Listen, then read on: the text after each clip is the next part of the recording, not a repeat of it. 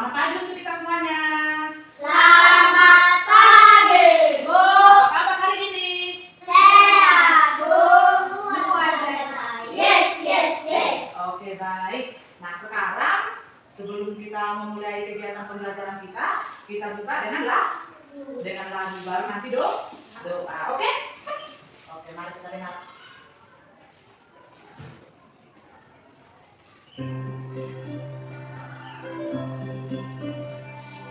Yesusku, aku percaya Engkau sungguh hadir dalam sakramen Maha Kudus. Aku mencintaimu lebih dari segalanya, dan aku merindukan kehadiranmu dalam jiwaku. Karena sekarang aku tak dapat memelukmu dalam sakramen Ekaristi, datanglah sekurang-kurangnya secara rohani ke dalam hatiku. Karena Engkau hadir di sini, aku memelukmu, mempersatukan diriku sepenuhnya kepadamu. Jangan biarkan aku terpisah daripadamu.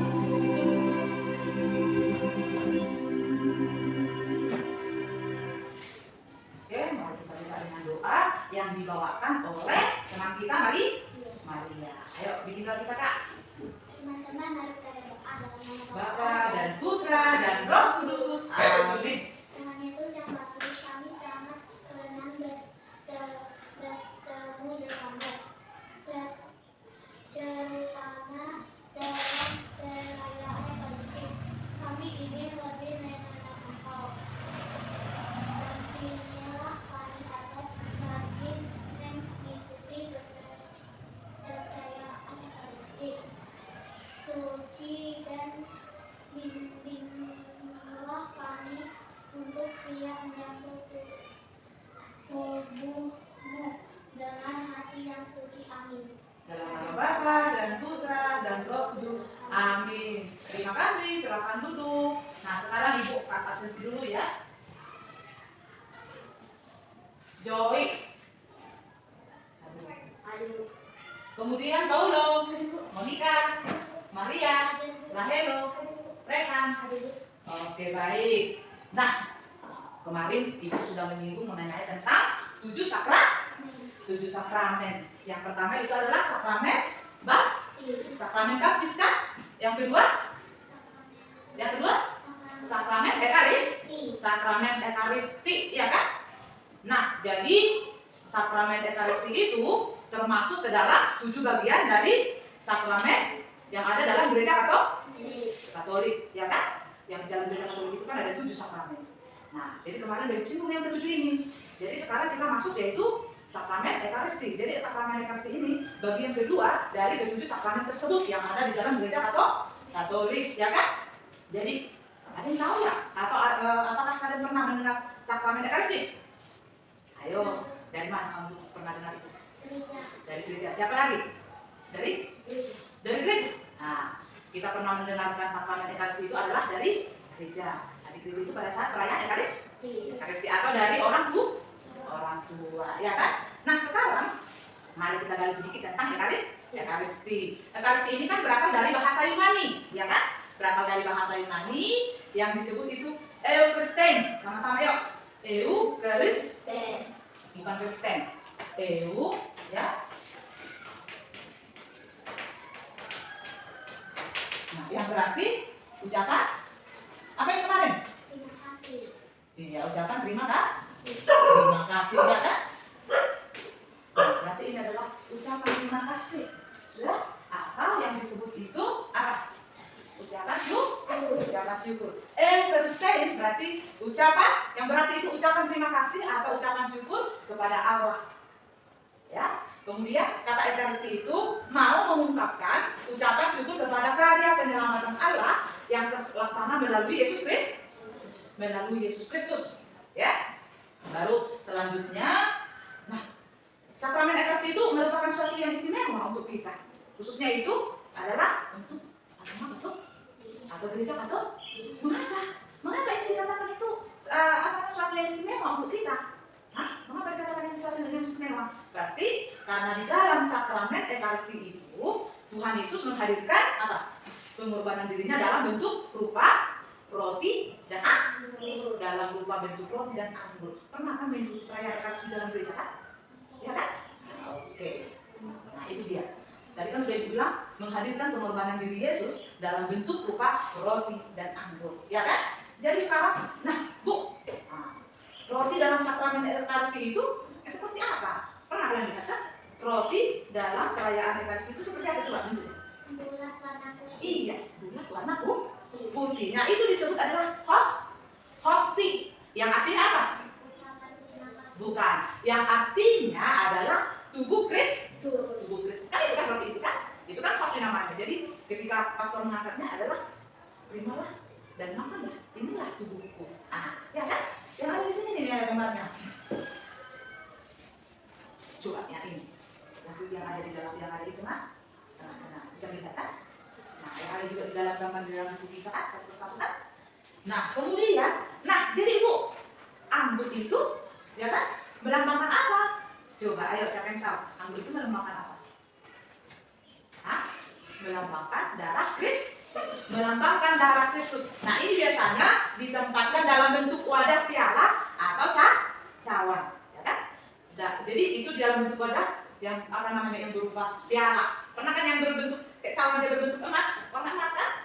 Nah itulah di dalam itulah ditempatkan anggur itu. Jadi bukan lagi anggur namanya, tapi apa? Darah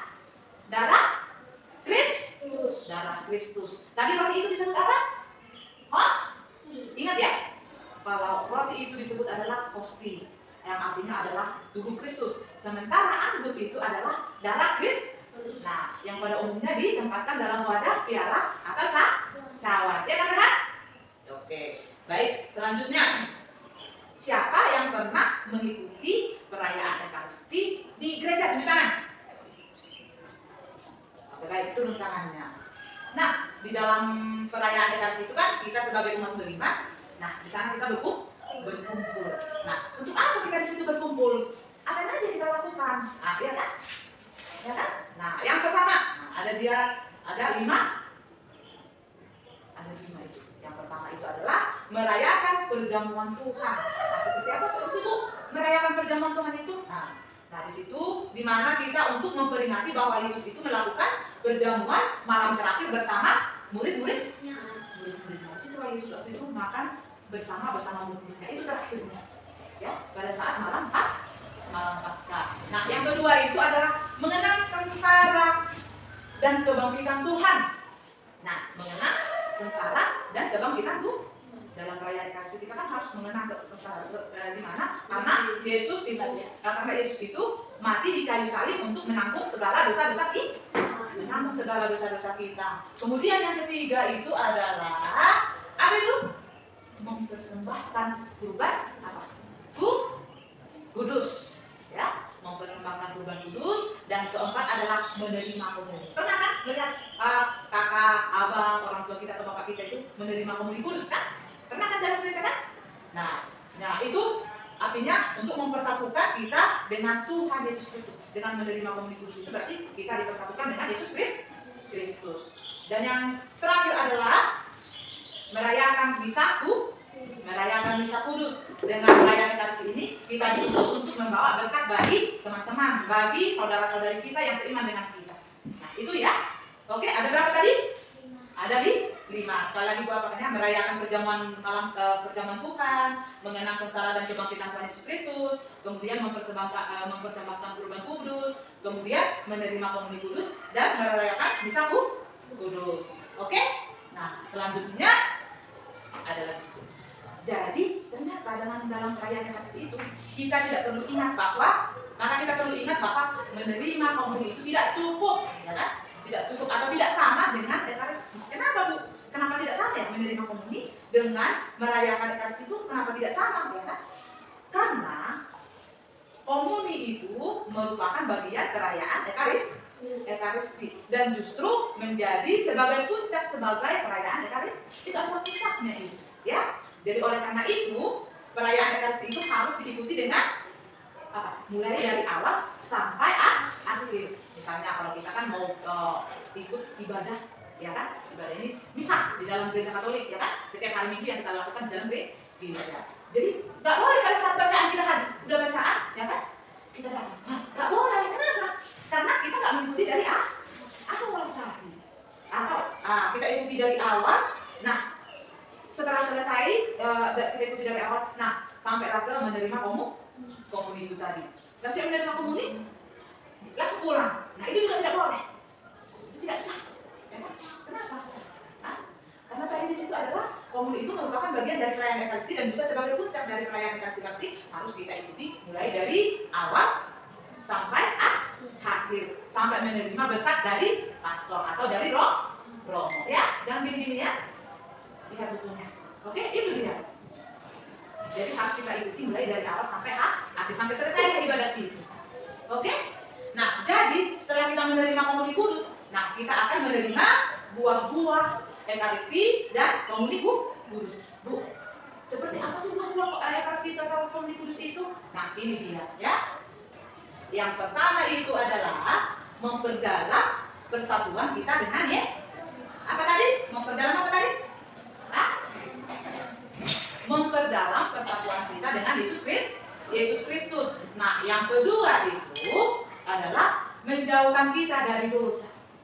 Nah, itu dia, ya, buah-buah yang kita terima dari Ekaristi itu dan komuni kudus itu. Yang pertama tadi mempersatukan kita dengan Yesus Kristus, baru atau memperdalam sampai ya.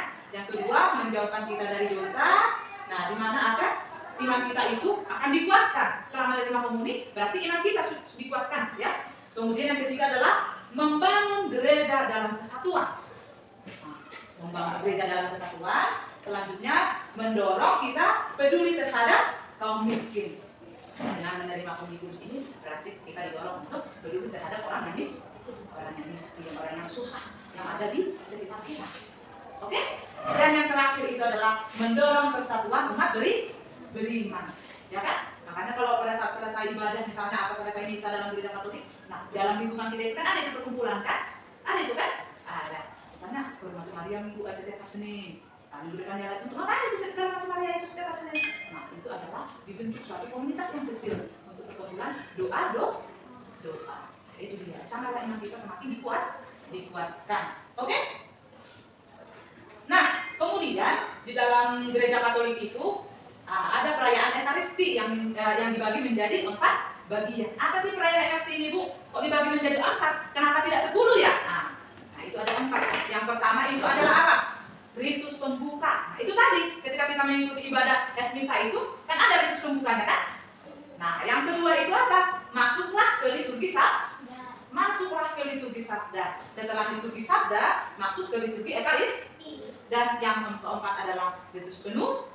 Berarti ingat ya, yang 4 ini ya, ada 4 bagian dalam perayaan Ekaristi. Yang pertama itu adalah apa itu? Ritus pembuka, kemudian liturgi sabda, liturgi Ekaristi, dan ritus penutup. Oke? Jadi di ritus pembuka ini apa saja ya, Bu? Nah, di ritus pembuka itu ada, misalnya itu ada lagu pembukaan, ya kan? Kemudian ada salam. Lagu pembukaan ini yang dibawakan oleh DJ, ya kan? Ada dipilih gitu kan? Baru ada salam itu dari imam atau dari pastor. Imam itu pastor ya. Nah, kemudian pengantar juga dari imam. Nah, ucapan pertobatan juga dari imam. Kemudian Tuhan kasihanilah, baru kemuliaan kepada Allah di surga. Itu dia. Kalau doa Tuhan itu mengajak kita untuk mengaku salah dan dosa kan ada. Saya mengaku kepada Allah yang Maha Kuasa, itu dia. Ya. Baru dan selanjutnya adalah doa pembuka. Masuklah itu adalah doa pembuka. Nah di dalam ritus pembuka ini kan umat diajak untuk mempersiapkan diri, mempersiapkan hati agar layak menerima sabda Tuhan serta dan darah Kristus. Itu dia dari pembuka ini. Kita diajak untuk apa? Mempersiapkan diri dan hati kita untuk menerima sabda Tuhan. Terus selanjutnya, nah tadi kan ada apa? Ini kan satu Ibu. Nah sekarang kalau misalnya di liturgi sabda itu apa saja ya? Ada yang tahu apa saja yang dalam liturgi sabda itu? Hah? Kegiatan apa saja yang ada dalam liturgi sabda itu? Nah yang pertama adalah bacaan pertama. Kemudian apa lagi? Mazmur tanggapan, ya kan? Lalu yang ketiga adalah bacaan kedua. Tadi yang pertama bacaan pertama, Mazmur tanggapan, masuk lagi itu adalah bacaan kedua, baru bait pengantar Injil. Itu yang keempat kan? Bait pengantar Injil, kemudian masuk ke homili atau khotbah. Kemudian doa aku percaya dan doa umat. Inilah kegiatan yang ada dalam liturgi sabda. Jadi di liturgi sabda ini, nah kita juga sebagai umat diajak untuk mendengarkan sabda Tuhan dan merenungkan kembali sejarah keselamatan dan persatuan melalui Yesus Kristus atau melalui homili yang dibawakan oleh pastor atau roh. Itu dia. Nah, kita diajak ke situ untuk mendengarkan sabda Tuhan dan merenungkan kembali bagaimana sejarah keselamatan dan persatuan melalui homili. Homili itu tahu apa? Kalau misalnya homili itu berarti sama dengan khotbah, sama dengan renungan contohnya yang sederhana. Ketika kita ibadah di lapangan sekitar Sabtu. Nah, siapa yang membaca firman Tuhan, itulah sekalian membawa homili. Itulah sekalian membawa renungan. Itu dia ya. Reka, Maria, Monika, Rahelo, kemudian Joy sama Paul. Oke? Nah, sekarang yang kita masuk yaitu adalah liturgi Ekaristi, bagian ketiga ya. Nah, jadi di liturgi Ekaristi ini terdapat kegiatan yang pertama yaitu persembahan. Nah, kita kan kalau selesai mendengarkan tadi di liturgi sabda itu, setelah selesai mendengarkan apa namanya itu? Homili, baru doa aku percaya, baru doa umat kan? Nah, selesai doa umat itu, nah kita diajak untuk apa? Mempersembahkan sebagian apa yang kita miliki. Nah, itu adalah sudah masuk ke bagian liturgi Ekaristi. Masuklah itu ke liturgi Ekaristi ya. Masuk persembahan, doa syukur agung, kemudian apa lagi? Nah, ternyata di doa syukur agung ini masih ada berkas. Masih ada lagi apa? Epiklese, baru konsekrasi, anamnesis, dan doa yang sudah wafat dan yang masih hidup dan yang dipersatukan dalam Kristus. Kemudian di sini masuklah adalah doa Bapa kami. Setiap doa Bapa kami dilanjutlah dengan komuni. Jadi komuni, ya kan? Jadi melalui liturgi Ekaristi ini, ya kan? Kita umat beriman diajak untuk apa? Berdoa, mengucap syukur dari doa syukur itu. Umat diajak mengenal perjamuan malam terakhir yang diadakan oleh Tuhan Yesus melalui komuni. Kemudian umat beriman juga dipersatukan dengan Tuhan Yesus Kristus. Nah, itu dia, kita mengenal itu, ya. Oke, sampai di sini ada mau ditanya? Atau sudah jelas? Oke. Nah, dan selanjutnya yaitu kita masuk ritus penutup. Apa itu? Nah, ritus penutup ini. Jadi kalau kalian pernah ingat di dalam gereja, kalau pernah kalian mengikuti kegiatan misa di gereja, ritus penutupnya itu apa? Kegiatan apa aja yang dilakukan di sana? Hah? Apa itu? Apa itu yang di pastornya? Adalah berkat. Iya, berkat penutup. Kan itu kan dilakukan pastor kan atau imam kan pada saat itu, baru siap berkat penutup, masuklah yaitu lagu penutup. Apa itu? Masuklah lagu penutup, yaitu berkat penutup dan sangat penting bagi kita. Kenapa? Hah? Karena di sini umat beriman kita dikeluarkan untuk dan dibekali dengan apa tadi? Kita dibekali dengan waktu Islam sudah diberikan oleh yang sudah kita terima melalui komisi Kristen. Jadi kita untuk diberikan membawa berkat bagi sesama yang ada di lingkungan sekitar ini. Oke? Nah, itu dia. Kalau bagian-bagian perayaan Ekaristi itu yang terdapat dari 4 bagi. Nah, apa tadi itu? Yang pertama? Salam Maria. Ritus pembuka. Ingat ya, ritus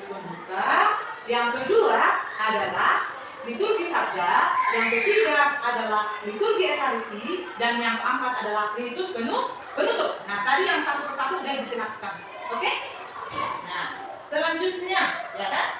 Selanjutnya kita masuk yaitu, nah, coba ya ibu sekalian atau anak-anakku sekalian, mari kita simak dulu atau mari kita buka yaitu apa itu? Kisah perjamuan malam terakhir Yesus bersama murid-muridnya yang terdapat dalam Matius 19, Matius 26 ayat 17 sampai 29. Coba buka kitab sucinya dulu.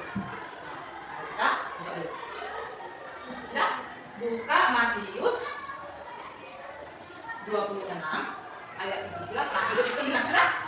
Sudah dibuka? Sudah dapat? Sudah dapat? Ayat Matius 26 ayat berapa tadi? 17 sampai 29, yaitu Yesus makan Paskah dengan murid-murid. Coba dulu ayat yang ganjil dibacakan oleh si Maria Monica dengan Ade. Ayat yang genap dibacakan oleh si Paulo Rehan Joy. Oke? Kalau ayat ganjil berarti 17 kan ganjil kan? 18 itu benar.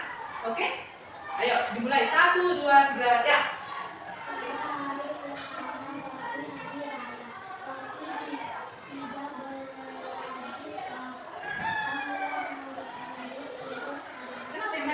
Ulangi, 1, 2, 3. Pada hari pertama, 1, 2, 3 ya.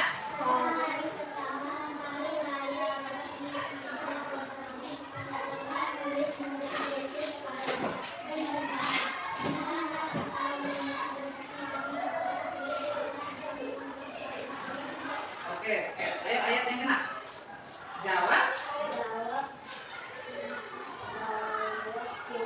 Yang kuat, yang tiga orang, yang kuat. Jawab Yesus. Oke, dulu. Wahilo, Rehan, jadi sama-sama. Ada 18. Jawab Yesus. Pergilah.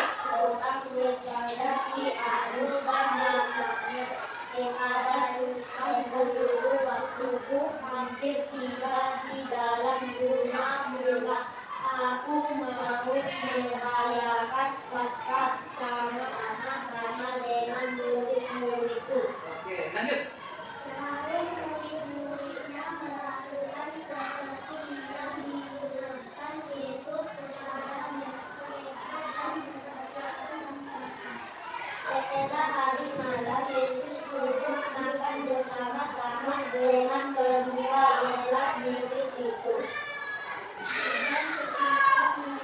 Sedang makan, ia berkata, "Aku berkata kepadamu, sesungguhnya seorang di antara kamu akan menyerahkan aku."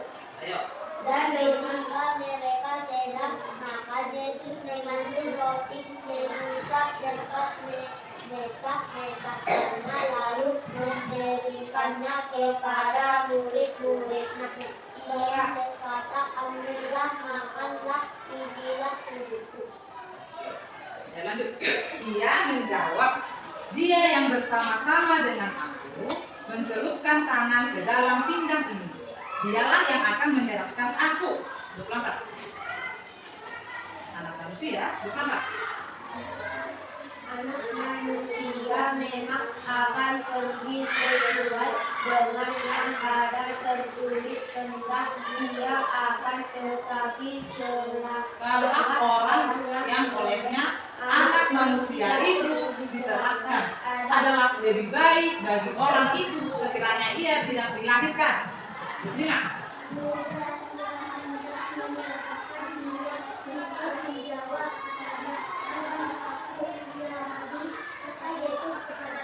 Engkau telah mengatakannya. Oke. Untuk 26.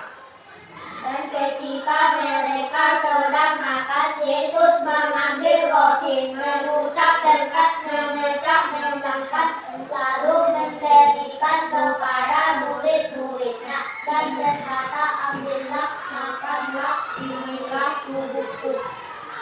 Sesudah itu, ia mengambil cawan, mengucap syukur lalu memberikan kepada mereka dan berkata, "Minumlah kamu semua dari cawan ini.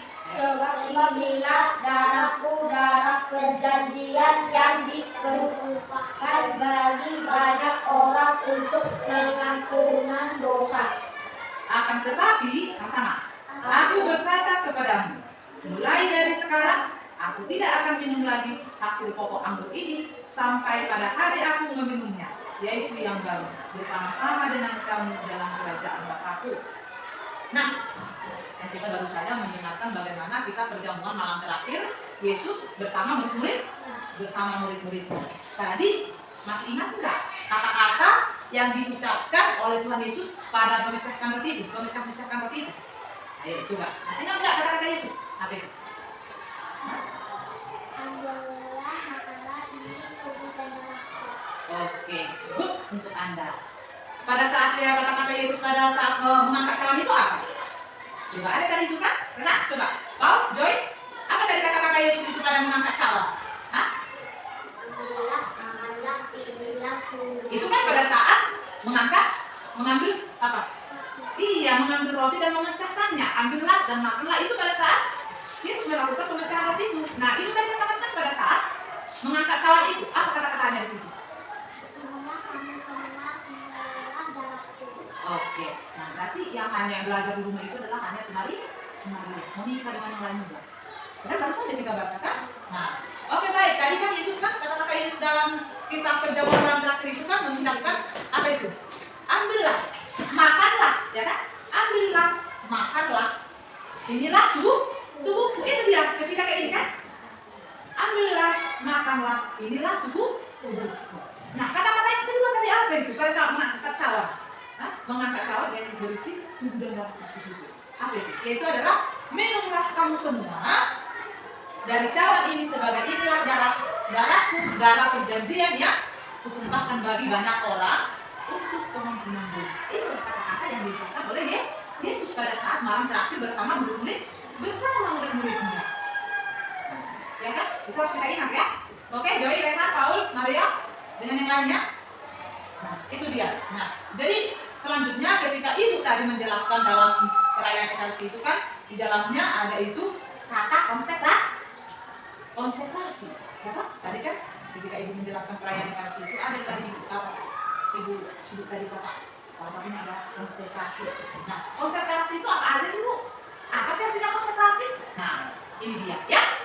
Konsekrasi. Nah, ketika terjadi iman, ketika iman itu ketika iman mengangkat kosti dan ya itulah konsentrasi. Ini kan ada imam kan mana coba buka gambar, kan ada gambar di situ. Yang ini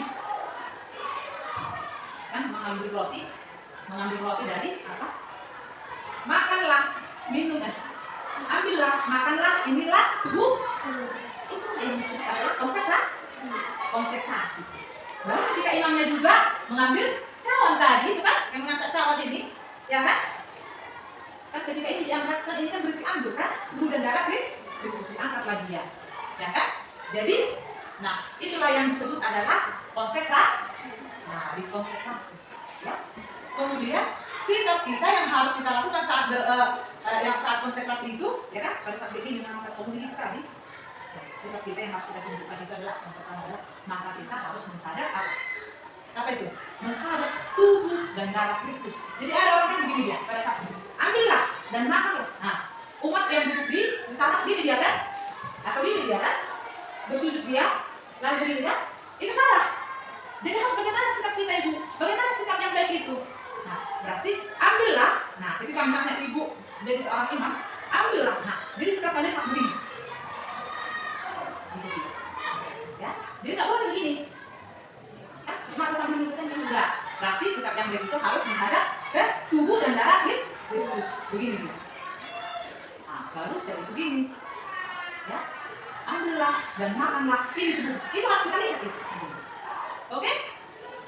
Nah, yang kedua, baru sambil melihat tubuh dan darah Kristus yang diucapkan kata-kata, ya Tuhan dan Allahku. Nah, itu harus ambillah dan makanlah. Apa yang kata-kata yang harus kita ucapkan dalam hati kita itu? Ya Tuhan, ya Tuhanku dan Allahku. Itu harus kita ucapkan dalam hati. Jadi bukan begini. Apa namanya ini? Mau makan? Atau begini? Ambillah dan makanlah atau ambillah dan minumlah inilah darah tubuhku. Inilah darah yang ku persembahkan bagi kita itu atau begini. Terus sikap ya, hormat. Begini. Dan itu salah kalau menunduk. Yang benar itu harus tegak melihat apa ke depan, yaitu tubuh dan darah Nah, pada saat melakukan konsekrasi tadi, itu dia ya. Nah, kemudian sampai di sini ada mau katakan mengenai tentang sakramen Ekaristi ini? Hah? Ya, tahu. Sudah jelas kan? Sudah? Oke, baik. Nah, kalau sudah jelas, berarti mari kita ambil kesimpulannya. Apa itu kesimpulan yang pertama? Kesimpulan rangkuman. Apa itu? Coba baca Maria. Rangkuman. Yang ada di buku Maria. Cepat. Yang pertama apa?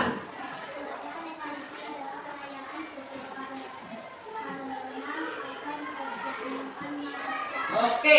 Nah, ini yang pertama ya. Mari kita simpulkan mengenai tentang sakramen Ekaristi. Itu yang pertama adalah perayaan Ekaristi adalah perayaan syukur. Nah, kita di sana kita kenangkan akan perjamuan malam terakhir Yesus bersama para rasul-rasulnya. Baru yang kedua apa itu Monica? Nah, yang kedua apa? Kesimpulan yang kedua.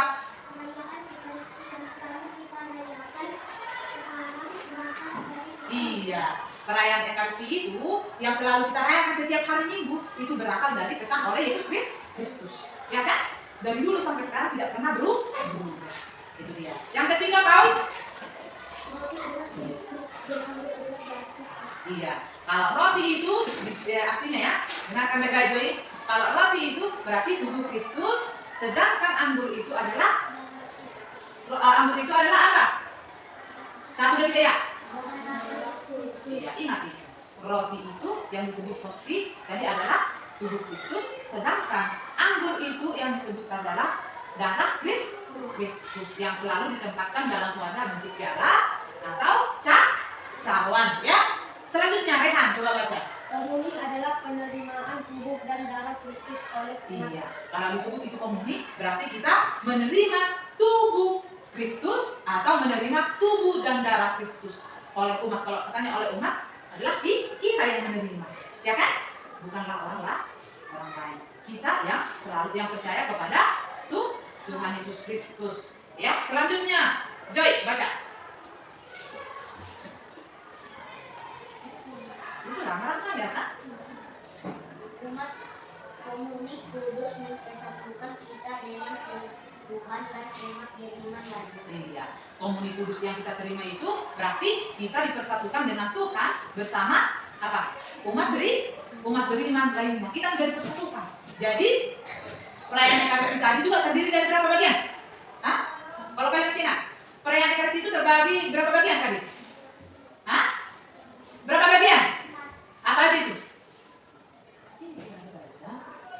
Apa itu? Hah? Berapa bagian tadi Joy? Rehan? 4. Apa aja itu? Hah? Ritus? Kan ada di situ itu. Ada ritus pembuka, ada liturgi sabda, ada juga liturgi Ekaristi, baru masuk adalah ritus penutup. Itu kalian ingat. Baru aja kita singgung. Ya, ingat itu ya. Oke, karena itu penting bagi kita. Ini kita sekarang masih kulit-kulitnya, belum kita perdalam ke dalam-dalamnya. Nanti itu pada saat kamu SMP aku perdalam. Jadi kalau sekarang ini pun kita nggak tahu, gimana? Ya. Oke? Nah, itulah dia ya. Berarti ada 6 kesimpulan yang dapat kita ambil dari perayaan Ekaristi ini. Oke? Nah, sekarang mari kita ya. Ibu tunggu 3 menit. Ya. 3 menit.